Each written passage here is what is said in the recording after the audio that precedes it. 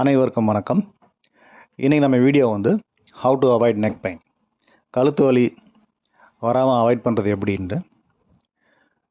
கழுத்து வலி வந்து உங்களுக்கு இப்போது மொபைல் நிறைய பார்க்குறோம், லேப்டாப் சிஸ்டம் பார்க்குறோம், ரோடு மோசமாக இருக்குது, அப்புறம் நம்மளோட லைஃப் ஸ்டைல் வந்து கொஞ்சம் போராக இருக்குது, பேட் பாஸ்டர், இந்த மாதிரி காரணங்களால் தான் நெக் பெயின் வருது.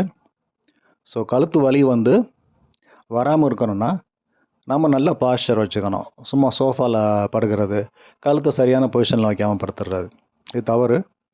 ப்ராப்பராக பில்லோ வச்சு படுங்க. தலைவாணி வந்து ஃபோம் பில்லோ மாதிரி சாஃப்டான தலைவாணி யூஸ் பண்ணாதீங்க. கொஞ்சம் ஹார்டான பில்லோவாக இருக்கணும், இலவமஞ்சு தலைவாணி மாதிரி. அதில் வச்சு படுங்க. படுத்துட்டு மொபைல் பார்க்குறது, படுத்து லேப்டாப்பில் ஒர்க் பண்ணுறது செய்யாதீங்க. சிட்டிங் பொசிஷன்லேயே ரொம்ப நேரம் வந்து சிஸ்டம் லேப்டாப் பார்க்குறீங்க அப்படின்னா கொஞ்சம் பொசிஷன் மாற்றலாமே அப்படின்னு சொல்லி அப்படி படுத்துட்டு பண்ணக்கூடாது. நீங்கள் வேணால் பிரேக் எடுத்துக்கோங்க, கொஞ்சம் படுத்து ரெஸ்ட் எடுத்துகிட்டு வாங்க, அப்படி பண்ணலாம். லேப்டாப்பில் வந்து ஒர்க் பண்ணும்போது நல்லா டேபிளில் ப்ராப்பராக வச்சு ஒர்க் பண்ணணும்.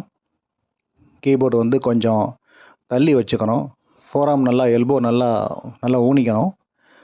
டேபிளை நல்லா சப்போர்ட் பண்ணி நம்ம ஒர்க் பண்ணணும்.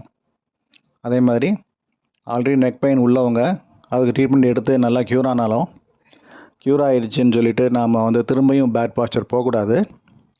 டாக்டர் சொல்லி கொடுத்த எக்ஸசைஸ் ரொம்ப முக்கியம். எக்ஸசைஸ் வந்து ரெகுலராக செய்யணும்.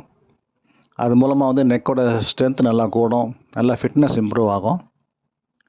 ஸோ நல்ல பவர் நெக்கில் இருக்கும்போது அந்த இஷ்யூஸ் வராது.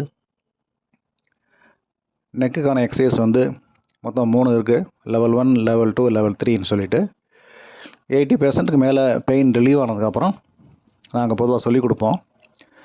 நீங்களாம் ஆன்லைனில் எதுவும் பார்த்துட்டு இல்லை உங்கள் ஃப்ரெண்ட்ஸு ரிலேட்டிவ்ஸ் சொன்னாங்கன்னு எதுவும் செஞ்சிடக்கூடாது. அது இருக்கிற பெயினை அக்ரவேட் பண்ணிவிடும். தேங்க்யூ.